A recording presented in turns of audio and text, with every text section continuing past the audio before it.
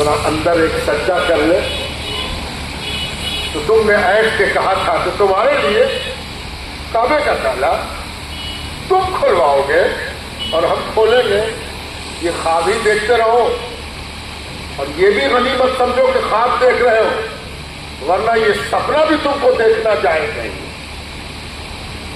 شرم سے سر جھکا ہوا, کھولو. آگے بڑھا کھولنے کے لیے تو حضور کے ایک صحابی عرض کرتے ہیں یا رسول اللہ کیوں نہ اس سے چابی اب لے لی جائے. اب یہ اس لائق ہے کہ اس کے پاس چابی رہے, اسے چابی لے لی جائے. بہت دیکھا ہم لوگوں نے اس کا تماشا, کیا نہیں کیا ہے ان لوگوں نے, چابی چھین لی جائے. آؤ اب دیکھیے, ایک طرف تو خوشی کہ کعبہ فتح ہوا, مکہ فتح ہوا, بڑے بڑے فرعون, بعض نبیوں کو تو ایک آدھ فرعون تھے, یہاں تو فرعون ہر گھر میں تھا. وہ سب فرعون آج ڈر کے مارے بولتی نہیں نکل رہی. خوشی کا کیا عالم ہوگا, اور خوشی کے عالم میں آدمی کیا نہیں کر بیٹھتا ہے نا. جانتے حضور کا جملہ سنیے اور دنیا کو سنائیے کہ دیکھو اسلام نے خوشی کا کیا فلسفہ عملی طور پر دنیا کو دیا. کہ حضور فرماتے ہیں خوشی کا موقع احسان کا ہوتا ہے. کیا جملہ ہے, خوشی کا موقع احسان کا ہوتا ہے. اس دن حقوق چھینے نہیں جاتے, حقوق بحال کیے جاتے ہیں. آج کچھ چھیننے کا دن نہیں ہے. سن رہے کچھ تالا والے ادھر آ, محمد رسول اللہ کسی کا حق چھینتا نہیں ہے.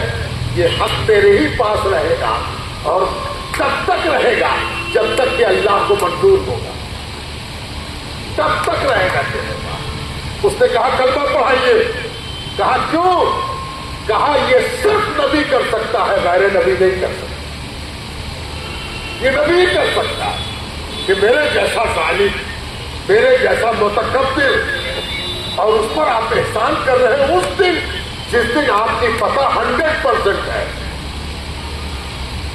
حضور صلی اللہ علیہ وسلم نے دروازہ کھلنے کے بعد اندر جا کر 2 رکعت نماز پڑھی, واپس آئے تو خطبہ دیا.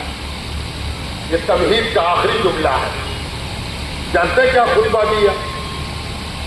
فرمایا لا تثریب علیکم اليوم اذهبوا انتم الطلقاء. آج تم سے کچھ نہیں پوچھا جائے گا کہ کل, گزشتہ کل, بیتے دن, گزشتہ زمانے میں تم نے کیا کیا تھا. اذهبوا انتم الطلقاء, جاؤ تم سب آزاد ہو. میں تم کو غلام بنانے نہیں آیا, میں تم کو غلام بنانے نہیں آیا. جبکہ دنیا کا آج تک یہی قانون ہے کہ جب کوئی کسی ملک کو جیت جاتا ہے تو وہ ہارے ہوئے لوگوں کو کہہ کے غلام بنائے یا بنا کہے غلام بنائے, بناتا غلام ہی ہے, چاہے اس کے ہاتھ میں ہیومن رائٹس کی تختی کیوں نہ ہو. یہی ہو رہا. عراق میں کیا ہوا آپ جانتے ہیں, ویتنام میں کیا ہوا وہ بھی آپ جانتے ہیں, کوریا میں کیا ہوا وہ بھی آپ جانتے ہیں, اور ابھی رشیا جو کچھ کر رہا ہے وہ بھی آپ جانتے ہیں. یہ دنیا کی واحد لڑائی ہے, اور یہ دنیا کا فاتح اکیلا ہے جس کا نام محمد رسول اللہ ہے, کہ وہ فرماتا ہے اذهبوا انتم الطلقاء, جاؤ تم سب آزاد. تم کو غلام بنانے ہم نہیں آئے, میرا مقصد تم کو غلامی دینا نہیں ہے. بزرگوں, دوستوں اور عزیزوں, آج جو ہم خوشی منانے آئے ہیں تو ہمیں یہ جاننا چاہیے کہ اس خوشی کے منانے کی تعلیم دینے والا ہم کو کون ہے؟ محمد رسول اللہ صلی اللہ علیہ وآلہ وسلم. اور اس نے ہم سے کہا ہے کہ اگر خوشی آسمان چھو رہی ہو تو ایک کام کیا کرو. وہ کام کیا ہے؟ عید کا دن معلوم ہے تم کو؟ مسلمان کی سب سے بڑی خوشی کا دن کیا ہے؟ عید. اور عید کے دن کو اگر آپ کو ڈیفائن کرنا ہو تو کلچرلی اگر ڈیفائن کیجیے گا, کہیے گا سیوائی, تھوڑا سا اور کلچر میں جائیے کپڑا, جدھر دیکھیے نئے کپڑے کی بہار ہے نا. اور وہ بھی کیا اللہ کا شکر ادا کیا جائے کہ اپنی اپنی طبیعت کا کپڑا. کسی کو کالر ہے, کسی کو نہیں ہے, کسی کا بٹن ایک دم سلا ہوا ہے اور کسی کا بٹن ہی کرتے کو بھاری ہے نا, اپنی اپنی طبیعت کا. لیکن عید کو مجھ سے پوچھیے کہ آپ کیسے ڈیفائن کیجیے گا, تو ہم آپ سے کہیں کہ چلیے نا اسلامی فلسفے سے پوچھتے ہیں, اور اسلامی فلسفہ ہم سے بتاتا ہے کہ عید کے مطلب ہوتے ہیں سال بھر میں ایسا دن, سال بھر میں ایسا دن جس دن 2 رکعت نماز فاضل ہو جائے. کیا فلسفہ ہے. ارے پوری دنیا کو ہم نہیں بتا سکتے, ہم تو دوسرے چکر میں رہ گئے. ہم تو اس چکر میں کہ ہاں کیا ہے نا, یہ غلط کہ یہ غلط, یہ صحیح کہ وہ صحیح, اسی میں ہم لوگ رہ گئے. داڑھی اتنی بڑی کہ اتنی بڑی کہ چھوٹی سی ہے نا, یہ غلط وہ غلط. ہم آئے تھے اسلام پہنچانے اور ہم آپسی میں پٹم پٹی کر رہے ہیں. کہ پٹم پٹی والے اسلام پہ کوئی اسلام کی طرف کیوں آئے گا. ہمیں تو یہ بتانا تھا کہ دنیا کو اسلام نے خوشی کا یہ فلسفہ دیا کہ جب تیری خوشی تجھ پر ثابت ہو جائے تو اللہ کا 2 سجدہ بڑھا دے, ہے نا. یہ شادی کا موقع ہے. یہ شادی آپ تو جانتے ہیں کہ شادی کو اسلام نے عبادت قرار دیا. ہمارے یہاں شادی کیا ہے, عبادت. اور عبادت کا چھوٹا سا ڈیفینیشن آپ کے آگے عرض کر دیتے ہو, آپ سے بہتر کون جانے گا. ہم صرف آپ کی یادداشت سے گرد پوچھ رہے ہیں, گرد کو ہلکا کر رہے ہیں تاکہ گرد جو ہے وہ ہٹ جائے. میرا کام فراش کا ہے اور فراش کا کام ہوتا گردہ پوچھنا ہے نا, بس اتنی سی میری محنت ہے, ذمہ داری ہے, خدمت ہے. اب دیکھیے عبادت, عبادت کہتے ہیں اس کام کو, ایک ڈیفینیشن دیکھیے, ایک اینگل دیکھیے, ایک زاویہ نظر دیکھیے کہ عبادت اس کام کو کہتے ہیں جس کام کے کرنے کے بعد آپ ہاتھ اٹھا کے اللہ سے کچھ مانگتے ہیں, وہی عبادت ہے نا. کھانا کھا کے مانگتے ہیں نا تو کھانا عبادت ہے, اور نہیں مانتے ہیں تو اس کے مطلب یہ ہے کہ بھول گئے کھلانے والے, ورنہ کھانا کھایا اور ہاتھ اٹھایا, اس کے مطلب کھانا عبادت ہے. اچھا ہم کہاں پہنچانا چاہ رہے ہیں آپ کو. شادی عبادت اس لیے ہے کہ نکاح ختم ہوا اور ہاتھ اٹھا. اگر نکاح عبادت نہیں ہے تو ہاتھ کیوں اٹھا.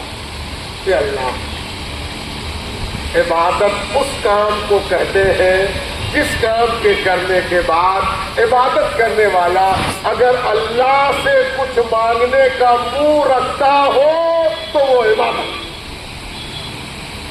ہے نا. اب نکاح کے بعد کی دعا یہ ثابت کر رہی ہے کہ نکاح اسلامی شریعت میں عبادت ہے نا. اب میں نے بات شروع کی تھی یہاں سے کہ اسلام اس فلسفے کا نام ہے جس نے زندگی کے ہر موڑ کو چھوا ہے, ہر موڑ کو چھو دیا ہے اسلام. اور اسی لیے اسلام کو ہم لوگ کہتے ہیں سوشل ریلیجن, سماجی دین, سماجی مذہب. اس لیے کہ یہ سماج کو چھوڑنے کا نام نہیں ہے اسلام. ہم چلے جنگل میں, ہم چلے پہاڑ پر, ہم چلے دنیا سے کنارے, ہم چلے رشتے داریوں سے دور, نہیں. اگر کہیں دماغ میں یہ بات ہو تو پھر اعتکاف کیا ہے. ایک سوال پیدا ہوتا ہے, یہ بھائی آپ تو تقریر فرما رہے ہیں لیکن اعتکاف میں تو سب سے کاٹ دیا تھا.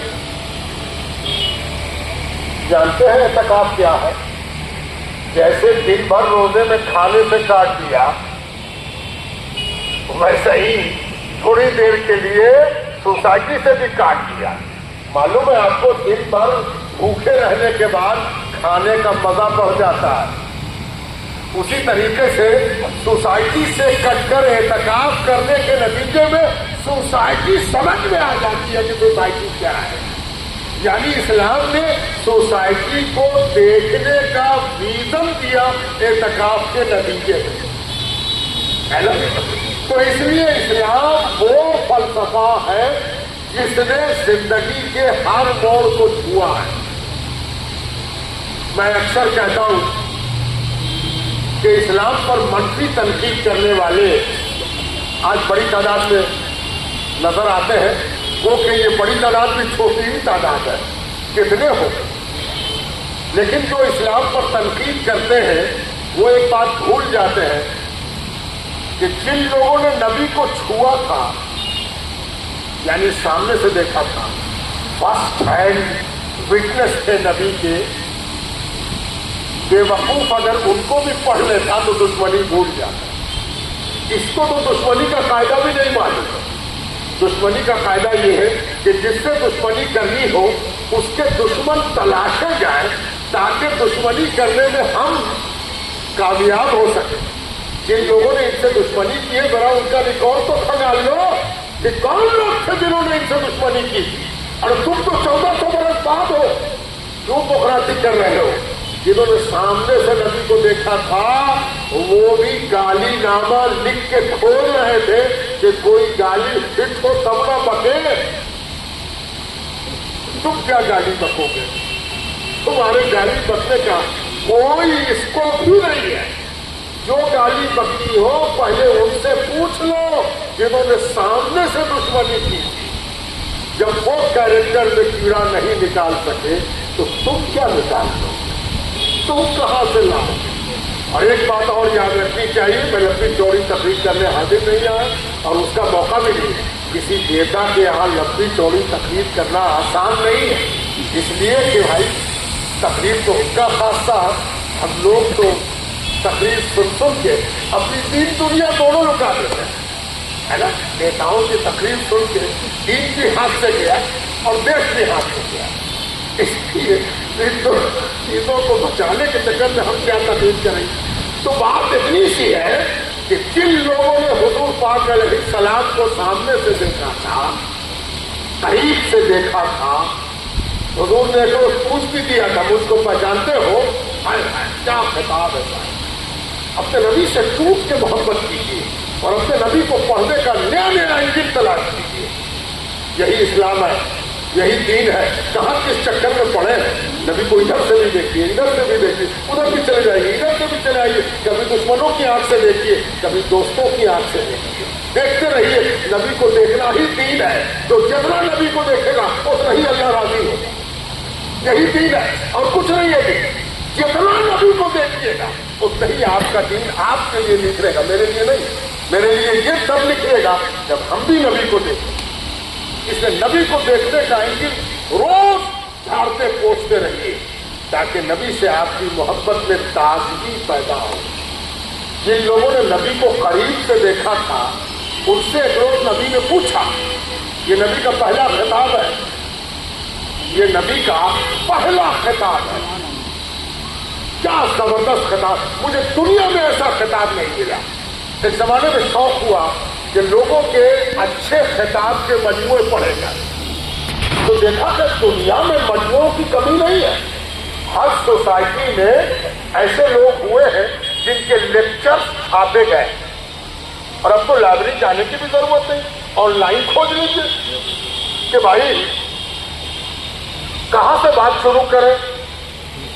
انبیاء سے شروع کیجیے، پھر چلے آئیے دنیا کے نیتاؤں پر. آپ کے پریزیڈنٹ، آپ کے پرائم منسٹر، آپ کے آئیڈیل کی تقریریں چھپی ہوئی نیٹ پر موجود ہے. اچھا ہٹلر کو بھی سن لیجیے، سکندر کو بھی سن لیجیے، اشوک کو بھی سن لیجیے اور آئیے میرے نبی کی طرف اور دیکھیے نبی کا پہلا خطبہ جو حضور پاک علیہ السلام پہلا سمبودھن کیا کہہ رہے ہیں. حضور سب کو مخاطب کر کے کہتے ہیں عرب والو، مکے والو، حجاز والو، مجھ کو پہچانتے ہو؟ آج تک کبھی یہ تقریر کبھی کسی سے سنا ہے آپ نے کہ کوئی یہ کہے کہ مجھ کو پہچانتے ہو؟ غضب ہے بھائی. آپ 100 بار پڑھیے گا آپ کو 100 طرح کی لذت ملے گی کہ نبی کھڑا ہوتا ہے اور پہلا سوال یہ کہتا کہ مجھ کو پہچانتے ہیں، اور اس کے بعد سارا طبقہ یہ کہتا ہے کہ کیوں نہیں، تم تو بھائی لگتے ہو، تم تو بھتیجے لگتے ہو، اور تم تو میرے سامنے کے پیدا ہو، تم سے 2 برس ہم بڑے ہیں، تم سے 2 برس ہم چھوٹے ہیں، کیوں نہیں سب پہچانا. तो सब पहचानते हो। अब इसी सवाल को नबी, हाय हाय हाय क्या इंटेलिजेंसिया है नबी की। अब नबी ने जरा सा ट्विस्ट दिया और कहा कि अच्छा जब पहचानते हो तो एक बात बताओ कि अगर हम तुमसे कहें कि ये जो पर्दा घेरा हुआ है, हुजूर ने कहा था कि पहाड़, हम ये कह रहे हैं कि ये पर्दा घेरा हुआ है पीछे, इस पीछे हम तो देख रहे हैं, तुम नहीं देख रहे हो। अगर हम ये कहें कि एक फौज छिपी हुई है और तुम पर हमला कर देगी, तुम गफलत में हो, तुमको मालूम नहीं है, हम चूंकि ऊंचाई पर खड़े हुए हैं, हुजूर उस वक्त ऊंचे पर खड़े हुए हैं, हम देख रहे हैं, तुम नहीं देख रहे हो, तो तुम जब हमको पहचानते हो तो क्या इस तरह पहचानते हो कि हम अगर ऐसा कहें तो मेरी बात पर यकीन करोगे? क्या लॉजिकल बात है। आप यकीन मानिए, कलमा जब पढ़े उस दिन सबने कहा था कि आज तक तुमको कभी झूठ बोलते नहीं देखा है, अगर ऐसा कहोगे तो हम सब माने। अरे यार क्या लॉजिकल अंदाज है नबी का, है ना। ये नबी है, ये हम मिलावट नहीं कर रहे, ये पहला खुतबा है सरकार दो आलम का सल्लल्लाहु अलैहि वसल्लम का। मैं सिर्फ एक बात चाहता हूं कि आप अपने इस्लाम को अपना पैशन बनाइए। इस्लाम रवायती दीन नहीं है, पैदाइशी दीन नहीं है। हम लोग अगर पैदाइशी मुसलमान हैं तो ईमान लाने की जरूरत है। इस्लाम पसंद बनाइए, इस्लाम को पसंद करके मानिए। अब्बा मुसलमान थे तो हम भी मुसलमान ही नहीं चलेगा। जो कन्वर्ट नहीं हुआ वो मुसलमान नहीं है। तुम क्या बोलोगे कि कन्वर्टेड है? हाँ हम हैं कन्वर्टेड, लेकिन किस पर कन्वर्ट हुआ है? मोहम्मद रसूलुल्लाह। नहीं हुए तो अभी होते, अभी भी होगा। अगर तू अपने अक्ल समझ से तू अपनी झूठी दानिश्वरी का मुखौटा उतार के फेंक दे तो तू क्या वो सब ईमान ले आए। अबू जहल भी ईमान लाता हूं तो उसका बेटा बाप के हक में ईमान नहीं आया। उसने भी कहा कि अब्बा पता नहीं क्या सोचते थे, हम तो पढ़ते हैं ला इलाहा इल्लल्लाह मुहम्मद रसूलुल्लाह। जानते हो मुसलमान कौन हुआ? तुम बल पर योग कहते हो। वो मुसलमान हुए जिन्होंने बल नीचे फेंक के कहा कि ये बल अब आप ही के लिए उठेगा, आपके खिलाफ नहीं उठेगा। ये है इस्लाम। शादी। अब आखिरी बात क्या बोला जाए, इस दुनिया में जितनी फिलॉसफी है सब शादी को हेज जानती है। शादी जो भी दीनदार होने के दबाव से पहली सब में आप रहते, गए सेकंड में थर्ड में चले गए, शादी कर दिया, तो शादी न करते तो साधु होते, बैरागी होते, योगी होते। अरे बाप रे, शादी शादी अगर न करते तो फादर होते, शादी न करते तो भिक्षु होते। कि शादी का दाग लगाए और सेक्रेटरी हुए, सब पीछे जाओ, हर साल पीछे। ये अकेला दीन है। जानते हैं निकाह में जो एक बात कही जाती है, असल में निकाह तो हम लोग स्टार्टर और मीडिएटर में खत्म कर देते हैं। लाभ स्टार्टर हो, निकाह भी हो रहा है, स्टार्टर भी चल रहा है ना। निकाह भी वक्त न करा सका और हम वक्त की लड़ाई लड़ रहे हैं। अरे निकाह के लिए तो वक्त हो जाते, निकाह हो रहा भैया, खाना छोड़ दो, गिलास छोड़ दो, चुपका छोड़ो, भांड छोड़ो। नहीं, निकाह भी हो रहा, खा भी रहे हैं और कहते हैं कि वक्त की लड़ाई लड़ेंगे। 5 मिनट का वक्त नहीं होता है इनसे, है ना। और निकाह, और निकाह क्या हुआ जनाब कि जब निकाह हुआ तो निकाह में एक जुमला पढ़ा जाता है। आप सबने सुना हो, नहीं सुना तो अभी हमसे सुन लीजिए, इसलिए कि इस निकाह में हम नहीं रहेंगे, इसलिए अभी सुन। हम लोग कहते हैं निकाह मिन सुन्नती फमन रग़िबा अन सुन्नती फलैसा मिन्नी। आएगा क्या जुमला है। पूरी दुनिया में पता नहीं वो दिन कब होगा। अल्लाह करे आप में से कोई खुश नसीब हो, वो दिन देखे कि साइंस कहता है आवाजें मरती नहीं है, कान तरस रहे हैं कि अल्लाह के रसूल की आवाज अपनी सुनते हैं। तो हुजूर पाक अलैहिस्सलाम ने जब ये जुमला कहा होगा, हाय हाय दुनिया का हर वो फलसफा शर्मा गया होगा جس نے شادی کو انسان کے لیے داغ مانا ہوگا، اس کے لیے رسول اللہ کہتے ہیں النکاح من سنتی، نکاح میرے دین کی پہچان ہے۔ ہمارے یہاں نکاح کرنے والا نبی ہوتا ہے، آیا ہے۔ اور سنو آپ جملے پر غور کر رہے ہیں، ارے تمہارے یہاں تو کوئی فرسٹ کلاس نہیں ہو پاتا، میرے یہاں نکاح کرنے والا نبی ہے، نکاح کرنے والا ولی ہے، نکاح کرنے والا پیغمبر ہے، نکاح کرنے والا اولیاء ہے، نکاح کرنے والا ائمہ ہے نا۔ النکاح من سنتی فمن رغب عن سنتی فلیس منی۔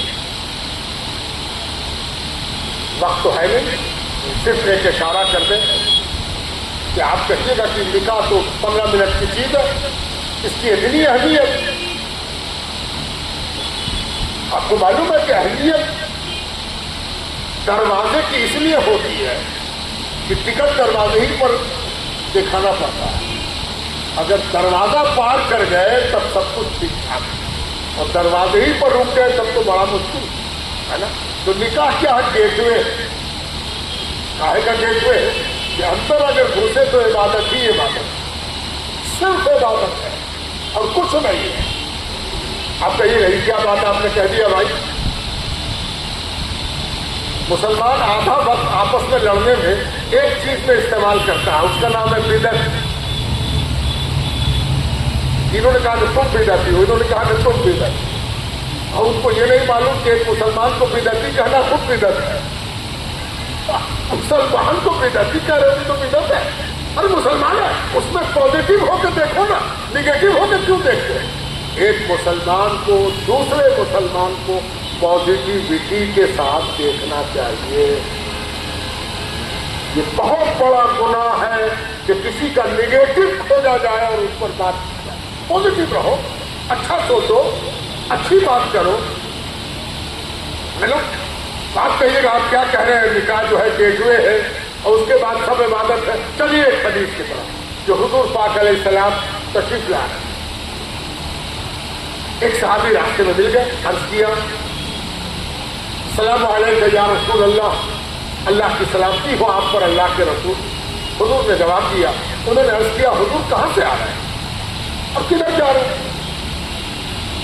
لینڈ مارک حدیث ہے، کہاں سے آ رہے ہو کدھر جا رہے ہیں؟ تو حضور پاک علیہ السلام نے جواب دیا ہے سبحان اللہ۔ کہنے لگے چھوٹے جہاد سے آ رہا ہوں اور بڑے جہاد کی طرف جا رہا ہوں۔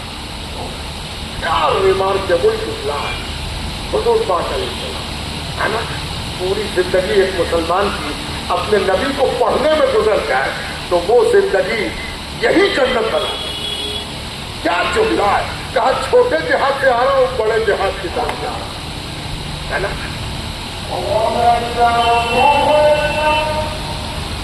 عرض کریں کہ حضور نے فرمایا کہ میں چھوٹے جہاد سے آ رہا ہوں اور بڑے جہاد کی طرف جا رہا ہوں۔ صدقے جائیے اس صحابی کے، اس نے پوچھ لیا یا رسول اللہ سمجھا نہیں، ہے نا۔ اب قیامت تک کے لیے نبی نے کیا بات فرما دی، کہا جنگ کے میدان سے آ رہا ہوں۔ جو چھوٹا جہاد ہے، چھوٹا جہاد کسی کو سمجھ میں نہیں آتا تو وہاں جہاد کیا سمجھ میں آئے؟ چھوٹا جہاد اس لیے کہ جنگ ہمیشہ لمیٹڈ پیریڈ کے لیے ہوتی ہے، ایک دن کے لیے ہوگی، ایک گھنٹے کے لیے ہوگی، ایک سال کے لیے ہوگی، ایک جنریشن کے لیے ہوگی، بس۔ تو چھوٹے جہاد سے آ رہا ہوں، اتنا تو سمجھا دیا ہوگی، اور بڑے جہاد کی طرف جا رہا ہوں۔ بڑا جہاد کیا ہے؟ یہی تو نکاح کے گیٹ وے کے بعد نصیب ہوتا ہے۔ تو حضور نے فرمایا بال بچوں کے پاس جا رہا ہوں، جو بڑا جہاد ہے، اس کا ہر پل ایک جنگ ہے، جہاد ہے، ایک عبادت ہے، اللہ کو راضی کرنے کا ایک ذریعہ ہے۔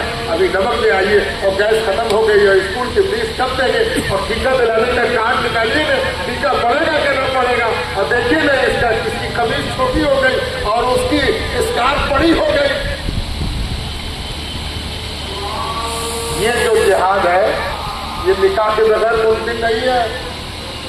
اس لیے نکاح کرنے والا جب نکاح کر کے گیٹ وے کے اندر داخل ہو گیا تو اب بیٹے کو کندھے پر اٹھائے ہوئے ہے اور بیوی کا نخرا انگلی پکڑائے ہوئے ہے اور چلا جا رہا ہے اور عبادت کیے چلا جا رہا ہے۔ یہ اسلام ہے جس نے کہا کہ ہر نخرہ بال بچوں کا حلال روزی سے پورا کرنا تیری عبادت ہے. تکیے پر تیرا سر رکھنا اور تکیے سے تیرا سر اٹھنا دونوں عبادت. اپنے کو اس عبادت کے لیے تیار ہو جا. جنگل جا کے تو وہ نہیں کما سکتا جو اس سوسائٹی میں رہ کر سوسائٹی کے ایکسپیکٹیشنز کو اپنے بال بچوں کی صحیح تربیت صحیح صحت مندی کی رکھوالی کرنا جو عبادت ہے وہ اکیلے جا کے نہیں ہو سکتی. یہی اصل عبادت ہے جو نبی نے کی ہے, ولی نے کی ہے. تو اس بات کی مبارکباد کہ یہاں بھی عبادت کا ایک نیا دروازہ کھل رہا ہے. اور حضور لوگ کہتے ہیں عورت مرد کا برابر فلانا چلانا, کیا کیا دنیا میں فلسفہ ہے. قرآن نے ایک جملے میں کہا اور کہا میاں اور بیوی. بہت سوچ کے بھی وہ جملہ نہیں کہہ سکتے جو قرآن نے کہہ دیا. قرآن نے کہا میاں کا لباس ہے اس کی بیوی اور بیوی کا لباس ہے اس کا شوہر. ارے پوری دنیا کے لٹریچر میں اس جملے کا جواب نہیں ہے, بس دو ہی جملہ ہے ہی ہے. ایک جملے میں کہا میاں کا لباس اس کی بیوی ہے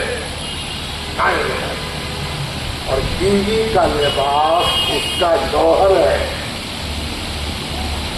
اور جس نے اس لباس کو اختیار نہیں کیا اور جس نے اپنے لباس کی دیکھ بھال نہیں کی, آپ بتائیے تو اس میلاد میں آپ اس کو برداشت کیجیے گا. ایک آدمی قمیص کی جگہ پر پاجامہ پہن لے اور پاجامے کی جگہ پر قمیص پہن لے, آپ اس کو برداشت کیجیے گا؟ ہے نا, یہ نہ پہلے تو آپ میں سے کون برداشت کرنے کو تیار ہے؟ اس کے مطلب ہوئے کہ جس طرح ہم لباس کے بارے میں فکر مند ہیں, لباس کے سلسلے میں ہم کوشش ہیں, لباس کے سلسلے میں ہم ذمہ دار بنتے ہیں.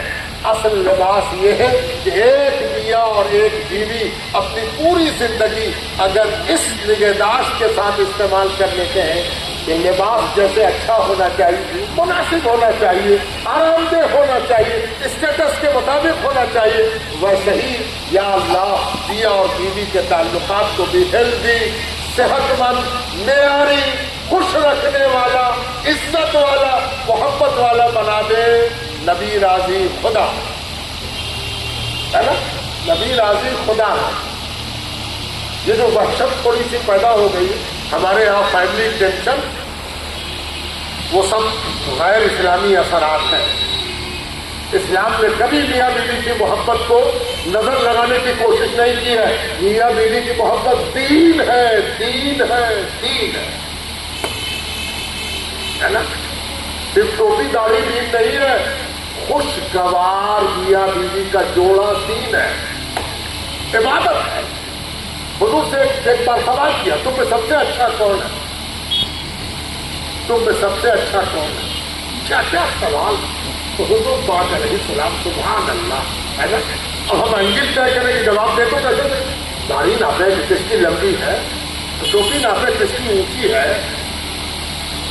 ڈگری دیکھیں کہ کس کے پاس کتنی ڈگری ہے, نماز تہجد کون کون پڑھتا ہے, کمائی کس کی زیادہ ہے, کیا دیکھیں کس بنیاد پر کہے کہ سب سے اچھا آدمی کون ہے. ہم بتانے میں چوک گئے, ہمیں یہی پہنچانا تھا, ہم نہیں پہنچا سکے, اسی کا گناہ جھیل رہے ہیں لوگ. اگر ہم نے دین کو پہنچایا ہوتا تو آج ہم اس طرح مجرم نہیں ہوتے. ہم نے دین پہنچایا ہی نہیں, ہم تو مائک میں چیختے چلاتے رہ گئے. پتہ چلا کہ یہ وہابی کے خلاف بول رہے تھے, وہابی اس کے خلاف بول رہا, تو غیر جو تھا وہ کہیں کہ چھوڑ کے لڑے کہ یہ دونوں کو جب لڑتا رہے گا کاہے کو اس کی بات سنیں. ہم کو سنانا یہ تھا کہ نبی آئے تھے کاہے کو, اور ہم کاہے کو مسلمان ہو گئے. پتہ تو نہیں تھا تو سنانا, وہ ہم نہیں سنا سکتے. اور نتیجہ یہ ہوا کہ ہم اپنے دین کو اپنے ہی لیے خطرہ بنا لیا, اس لیے کہ جو چیز بانٹنے کے لیے آئی ہو وہ بانٹی نہ جائے تو وہ تکلیف کا باعث بن جاتی ہے. دین بانٹنے والی چیز, دین کو پہنچانا تھا, دین کو دینا تھا, دین کو حوالے کرنا تھا. کہ لو ایک صاحب ہم سے پوچھنے لگے, ہم لوگ ذرا سوال سے زیادہ گزرتے ہیں کیونکہ ٹیچر ہے تو ٹیچر ہمیشہ کوشچن کے جنگل میں پایا جاتا ہے. اگر ٹیچر کے ساتھ سوال نہ ہو تو اس کا مطلب یہ ہے کہ ٹیچر مر گیا ہے، اور جب تک ٹیچر سے سوال ہو رہا ہے ٹیچر زندہ ہے نا؟ ایک صاحب نے پوچھا کہ 70 ہور والا کیا معاملہ ہے، یہ آپ کو کیا 70 ہور؟ اب مسکرا رہا کہ اب دیکھیں ان کا جواب کہ 70 ہور.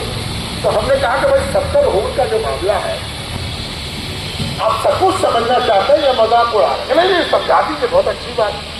ہم نے کہا تو بہت آسان بات ہے، آپ نہیں سمجھ سکتے. نہیں ہم نہیں سمجھتے. ہم نے کہا اصل میں ہر مسلمان کو یہ ذمہ داری ہے کہ وہ اکیلے جنت میں نہ جائے، کم سے کم 70 آدمی کو جنت میں لے کے جائے.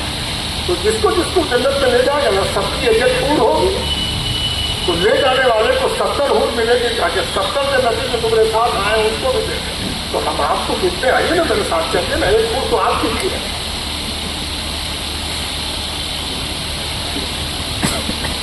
یہ 70 ہور اکیلے میرے لیے نہیں ہے، کم سے کم 70 تو ہم بانٹ ہی سکتے ہیں. میری تو ایک ہی ہے، ایک آپ کے لیے ہے.